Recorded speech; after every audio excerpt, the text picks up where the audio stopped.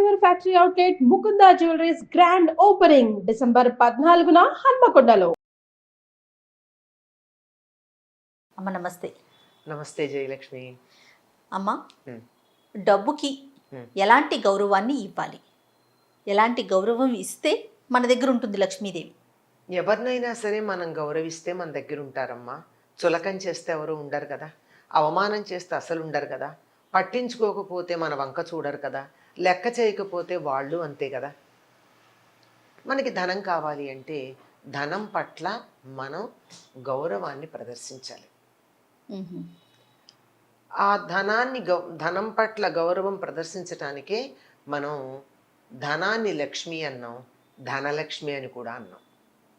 ధనలక్ష్మి అని ఎందుకన్నామంటే అన్ని రకాల సంపదల్ని మనం లక్ష్మిలో చెప్తాం. అవును, అన్ని సంపదలు. సంపద అంటే కరెన్సీ ఒకటే కాదు కదా, అన్ని రకాలైనటువంటిది. ఆరోగ్యం దగ్గర నుంచి ధనలక్ష్మి, ధాన్యలక్ష్మి, విద్యాలక్ష్మి, విజయలక్ష్మి, ధైర్యలక్ష్మి అంటూ మనకు కావాల్సింది ఏదైతే ఉన్నాయో అవన్నీ సమృద్ధిగా ఉండాలనుకుని ఆ సమృద్ధిగా ఉండాలి అనే భావనతో లక్ష్మి అన్న పదం వాడాం. అందులో మరి ధనం అంటే ఏమిటి అన్నారు మన వాళ్ళు. ధనం అంటే ధనం అగ్నిర్ధనం వాయుర్ధనం ఇంద్రోధనం వసు అని చెప్పి శ్రీ సూక్తంలో చివర చెప్తారు. ధనం అంటే ఏది ఇప్పటికిప్పుడు మనం వాడుకోవడానికి ఉపయోగపడుతుందో అది ధనం. వాడుకోవడానికి ఉపయోగపడాలి, నాకు కానీ మరొకళ్ళకి కానీ. అలా ప్రయోజనాన్ని కలిగించేది, ప్రయోజనాత్మకంగా ఉండేది, ప్రయోజనకరంగా ఉండేటటువంటి దాన్ని ధనము అన్న పేరుతో పిలిచారు. అటువంటిది మిగిలినవన్నీ ఎట్లా ఉన్నా ఒక ధనాన్ని మరొక ధనంగా మనం మార్చుకోవడానికి మధ్య వ్యవహారం కోసం ఉపయోగించుకుని మనం ఇవాళ డబ్బు అని చెప్తున్నటువంటి కరెన్సీ కావచ్చు, ఏమిటి కరెన్సీని. అవును, అంటే కరెన్సీ అంటే వెంటనే నోట్లు అని అర్థం వస్తుందేమో, చిల్లర కూడా అందులో కలిసి ఉంటుంది అనే ఉద్దేశంతో చెప్తున్నా. ఏదైనా సరే మనం బార్టర్ సిస్టమ్కి మధ్యలో మాధ్యమంగా వాడుకున్నాం. వస్తు వినిమయానికి అన్ని సందర్భాల్లోనూ వస్తువుని ఇవ్వలేం గనక వస్తువుకు ఒక వెల కట్టి దానికి గుర్తుగా ఒకప్పుడు వెండి నాణ్యాలు, రాగి నాణ్యాలు, బంగారు నాణ్యాలు ఉండేవి కదా. అవును, ఇప్పుడు అవన్నీ మనకు కష్టం అనిపించి కాగితాలు, నికెలు, క్రోమియము, ఒకప్పుడు ఇత్తడన్నా ఉండేది, ప్రస్తుతం అది కూడా కాదు. ఇట్లాంటివి పెట్టుకున్నాం. ఏదైనా సరే ఒక అండర్స్టాండింగ్ కోసం పెట్టుకున్నాం. ఒక ఒప్పందం నోట్ల మీద ఉంటుంది. I agree to pay the amount అని ఒక ఒప్పందం గురించే ఉంటుంది అందులో. అలాంటి ఒప్పందంగా తీసుకునేటటువంటి దేనికి రిప్రజెంటేటివ్గా పెట్టుకున్నాం మనం దాన్ని? ఒక సంపదకి రిప్రజెంటేటివ్గా. ఇప్పుడు నేను ధాన్యం పండించాను, కిలో బియ్యం అయితే 50 నుంచి 70 దాకా ఉన్నాయి అనుకోండి. నా దగ్గర ఎక్కువ పండితే నేను అవి ఇచ్చి కందిపప్పు తెచ్చుకోవాలంటే ధాన్యం బస్తా మోసుకెళ్ళలేను కదా. అవును, అందుకని ధాన్యం బస్తాకి ఇంత అని లెక్కగట్టి దాన్ని ఒక కాగితం మీద పెట్టుకుని ఈ కాగితం ప్రకారం అక్కడికి ఇచ్చి అక్కడి నుంచి నేను కందిపప్పు, మినపప్పు, ఏది కావాలంటే తెచ్చుకుంటున్నాను. అవును, అంచేత ఇది వస్తు వినిమయానికి మధ్యలో ఒక మాధ్యమంగా ఉంటుంది. ఎకనామిక్స్ వాళ్ళు కొంచెం డిఫరెంట్గా చెప్తారు, మనకు వ్యవహారం కనుక నేను చెప్తున్నా, మామూలు మనుషులకు వ్యవహారం కనుక. అట్లా ఉండేటటువంటిది. ఇది దేనికి ప్రతీక? సంపదకే కదా. మరి సంపదకి ప్రతీక అయినటువంటి దీనిని మనం గౌరవంగా చూడాలా అక్కర్లేదా? ఖచ్చితంగా చూడాలి, గౌరవంగా చూడాలి. ఎవరైతే దాని పట్ల గౌరవం కలిగి ఉంటారో వాళ్ళ దగ్గర నన్ను గౌరవిస్తున్నారు, నాకు మర్యాద ఇస్తున్నారు, నన్ను పూజిస్తున్నారు అని చెప్పి లక్ష్మీదేవి వచ్చి కూర్చుంటుంది. లేకపోతే వీళ్ళు నన్ను చులకం చేశారు, నా పట్ల వీళ్ళకి లెక్కలేదు అని చెప్పి తను కూడా మనల్ని నిర్లక్ష్యం చేసేటటువంటి అవకాశం ఉంది.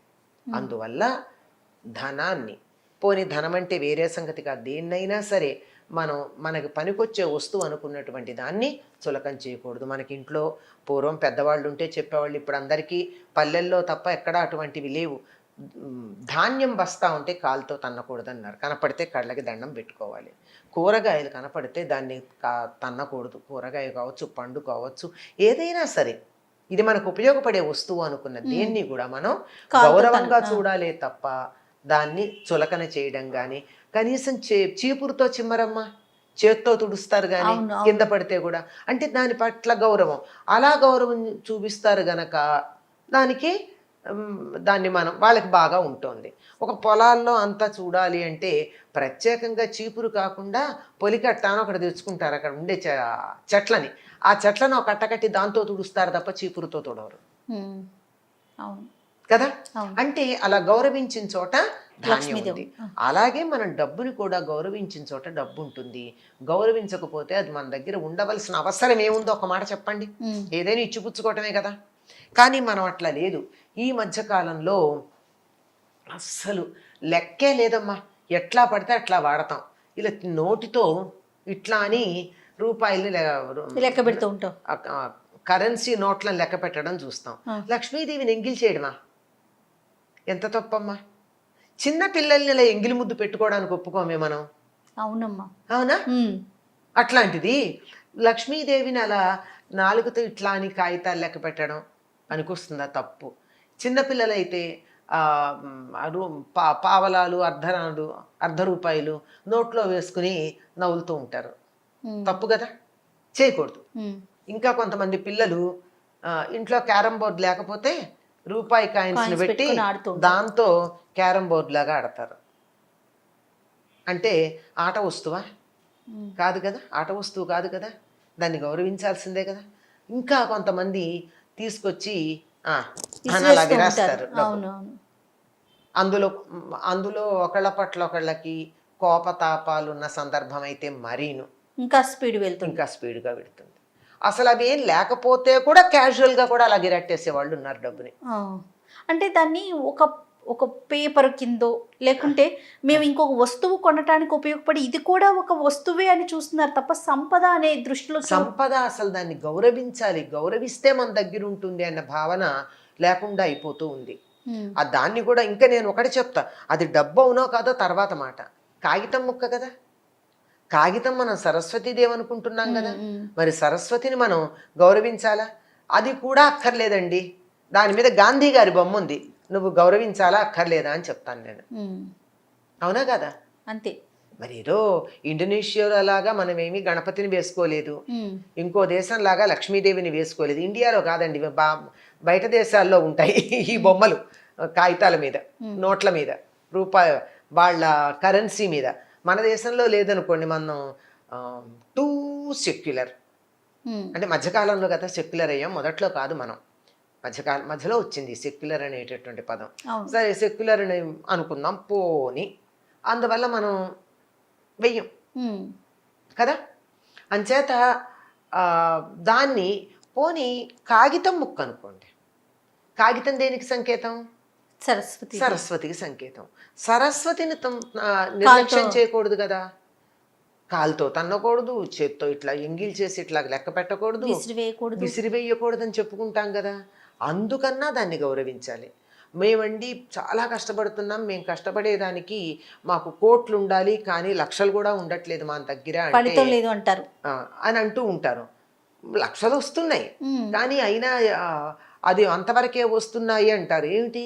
నిలవట్లేదు, లక్ష్యం చేయటల్లా. దాని మీద మీకు లెక్క లేదు, గౌరవం లేదు. కానీ పడిన శ్రమకి ఫలితంగా ఇంతో అంతో వస్తోంది. మీ నిర్లక్ష్యానికి ఫలితంగా అది మీ దగ్గర నిలిచి ఉండట్లేదు. మీట నొక్కితే దీపం వెలిగినట్టుగా విద్యుత్ దీపం మీరు చేసిన శ్రమకి డబ్బు వస్తోంది కానీ వచ్చింది ఉండట్లేదంటే మీరు దాన్ని గౌరవించట్లా, కూర్చోవడానికి తగిన స్థానం ఇవ్వట్లా. మా ఇంటికి నేను మిమ్మల్ని పిలిచాను, మీరు కూర్చోవడానికి ఒక కుర్చీ చూపించాలా? నేను ఖచ్చితంగా చూపించాలమ్మా. ఆ 4 కుర్చీలు ఉన్నాయి, పోనీ ఆ 4 కుర్చీల్లోనూ చెత్తా చెదారం ఉండి దుమ్ము ఉంటే మీరు వచ్చి కూర్చుంటారా? లేదు, వచ్చావుగా కూర్చోకేం చేస్తావని నేను ఇట్లా కూర్చున్నాను అనుకో, వెళ్ళిపోతారు. లక్ష్మీదేవి కూడా అంతే. ఆవిడ వస్తోంది, వచ్చిన దాన్ని నిలబడి ఉండేటట్టుగా చెయ్యవలసినటువంటి బాధ్యత మనది అమ్మ. ప్రత్యేకించి ఇంట్లో పలానా ప్రదేశం పలానా ప్లేస్లోనే ఉంచితే ఆవిడ స్థిరంగా ఉంటుంది అని అలాంటి నియమం ఏమైనా ఉందా? అంటే వాస్తుశాస్త్రంలో ఈ మధ్య చెప్తున్నారమ్మా, ఈశాన్య మూల గనక ఉన్నట్టయితే ధనం నిలిచి ఉంటుంది, ఈశ్వర స్థానం అని. లేదా ఉత్తర దిక్కు కుబేరుడి స్థానం గనక ఉత్తర దిక్కున ఉన్నట్టయితే కుబేరుడు ధనాధిపతి కదా, అక్కడ ఉంటుందని. కనుక డబ్బు దాచుకుంటే ఉత్తరాన్ని దాచుకోండి వాస్తుశాస్త్రం తెలిసినటువంటి వాళ్ళు చెప్తూ ఉంటారు. నమ్మకం ఉంటే ఆ పని చేయాలి. పెద్దవాళ్ళు చెప్పినది ఏమన్నా సూచించింది ఏమన్నా ఉందమ్మా? పలానా వైపు మనం పెట్టుకోవాలి, ఆవిడ స్థిరంగా ఉండాలంటే చేయాల్సింది. అట్లా పెద్దవాళ్ళు అట్లా ఏం చెప్పలేదమ్మా. ఇది వాస్తులో చెప్తూ ఉంటారు.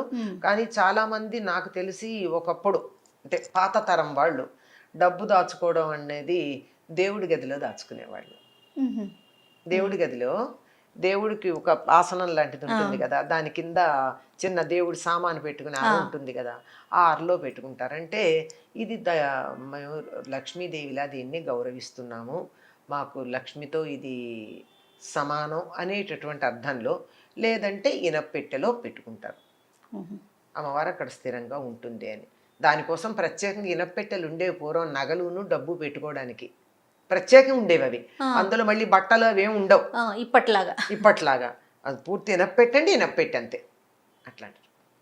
సో దీన్ని బట్టి మనం లక్ష్మీదేవికి అంటే డబ్బుకి సంపదకి గౌరవం అనేది ఇవ్వాలి. మీరు గమనించినట్టయితే గుజరాతీలు వ్యాపారస్తులు ఉన్నారు, మార్వాడీలు, వాళ్ళు ఒక పైసాని కూడా తక్కువ అని చూడకుండా ఎంత గౌరవంగా చూస్తారో చూడండి. మరి వాళ్ళ దగ్గర లక్ష్మి ఉంది అంటే ఉంటుంది, వాళ్ళు గౌరవిస్తారు గనక.